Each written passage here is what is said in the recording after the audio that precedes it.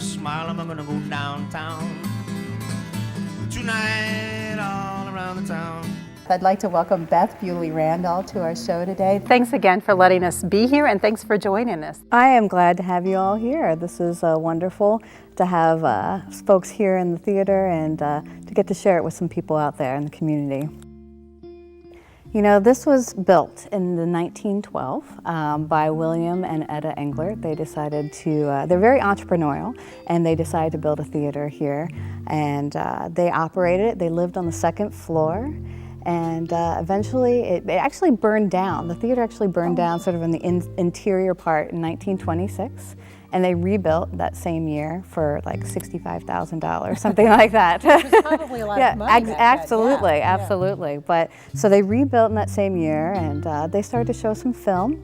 They were one of the larger film theaters here, and live performance. And then in the 30s, as most theaters in America, they went to just showing film, and then eventually sold to Central States out of Des Moines, and they showed films. And a lot of people remember 1980, around 1980, that wall that went up right here in the center, dividing it, even though everyone was still seated pointing the center, but the screen was ahead of us, kind of awkward. Very strange. And so in 1999, the theater closed down.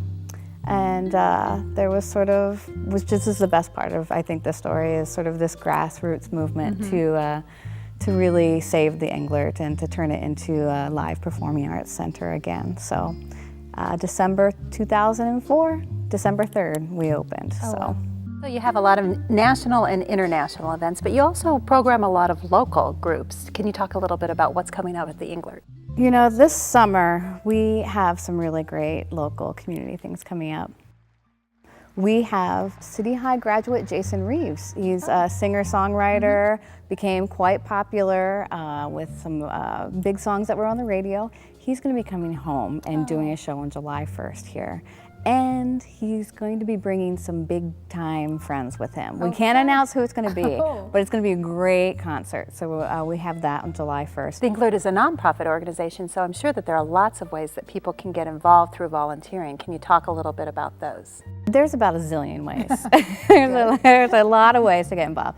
Can usher for shows, get to see the show for free. Oh, neat. That's pretty good. That is good. We have street teams that do our postering and handbilling, and they walk around the community and try to get some of the word out about the shows. Okay.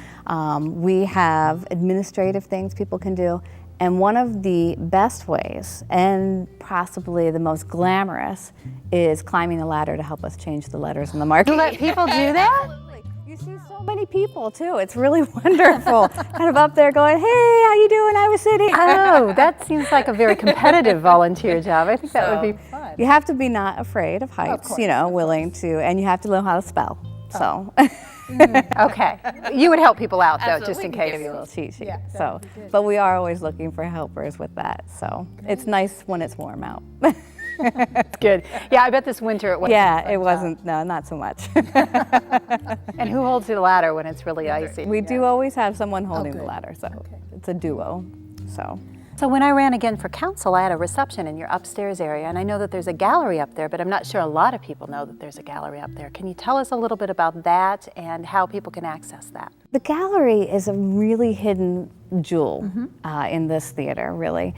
It's actually where the Englerts lived. When they lived up there and they managed the theater.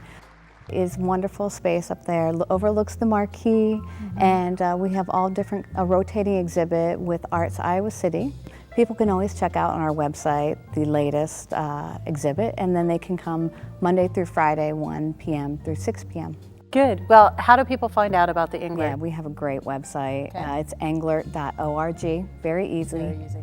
And everything's there.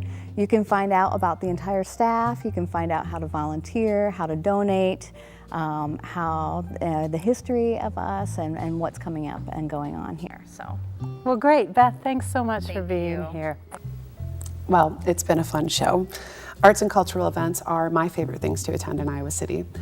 Now, this is early warning, but mark your calendars and start looking for the date announcements for the Iowa Women's Music Festival.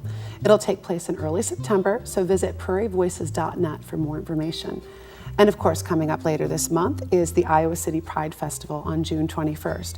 Both the Pride Festival and the Women's Music Festival are community-minded and have live musical performances, and both take place in City Park.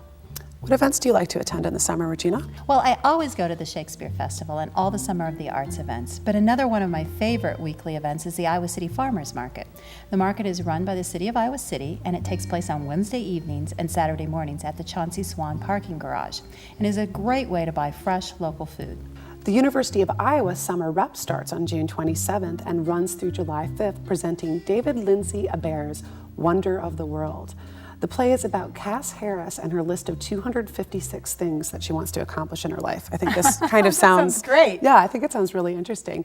But she's unfortunately trapped in a catastrophic marriage, and she discovers something in her husband's drawer that sort of frees her up and sends her on her adventure in pursuit of completing her list.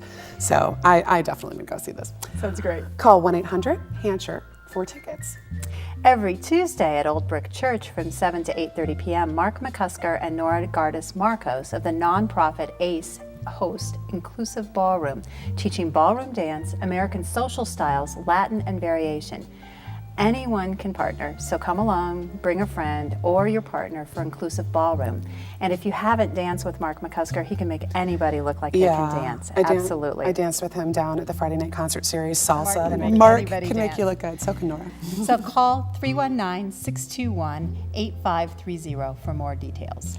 And finally, don't forget to check out culturalcorridor.org for all the great cultural events happening in and around Iowa City this summer and year-round. Thanks, and we'll see you next time.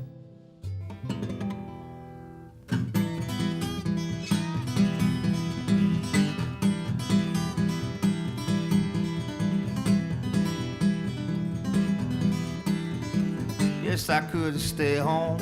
I could read a book or two. I could try to get a little bit better at some of the bad things that I do, but the night is young. So am I for a little while. I'm gonna put on my head and my coat and my pants and my boots and my smile. I'm gonna go downtown tonight, all around the town, checking out all the sights. Community, community, community.